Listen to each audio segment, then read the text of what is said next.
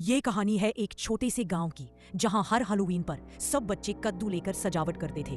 Halloween की रात थी। पूरा गांव सज गया था।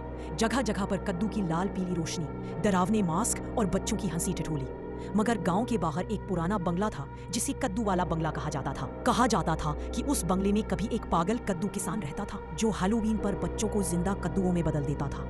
पिछले कई सालों से कोई भी उस बंगले के पास नहीं गया था, लेकिन इस बार अयान और जोया ने ठान लिया, हम डरेंगे नहीं, इस बार हम अंदर जाएंगे। रात के 12 बजे दोनों भाई बहन कद्दू की लालटेन लिए बंगले पहुंचे। दरवाजा खुद ब खुद चर्रर की आवाज के साथ खुल गया।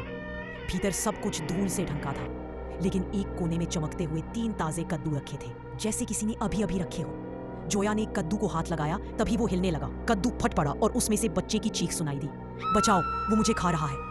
अयान चौंक गया। तभी सामने एक परछाई दिखाई दी, एक लंबा आदमी जिसके सिर पर एक बड़ा कद्दू था और उसकी आंखें जल रही। पंपकिन मैन बोला, अब तुम दोनों भी मेरी कद्दू की बगिया में खिलोगे। दीवारें हिलने लगी, फर्श से बेलें निकलने लगी। दोनों बच्चे भागने लगे, मगर दरवाजा बंद हो गया था।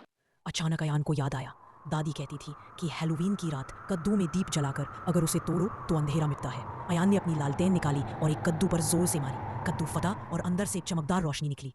पंपकिन मैन चिल्लाया, नहीं, ये तुमने क्या किया? वो धुआं बनकर गायब हो गया और दरवाजा खुल गया। सुबह गांव वाले हैरान थे जब देखा वो पुराना बंगला अब खंडहर नहीं था, बल्कि एक सुंदर बगिया बन गया था। कहा जाता है अयान और जोया ने हैलोवीन के राक्षस से गांव को बचा लिया, मगर हर हैलोवीन पर वो बगिया में एक सुनसान कद्दू फिर से उगता है, जिसमें से किसी रात फिर आवाज आती है, अब मेरी बारी है।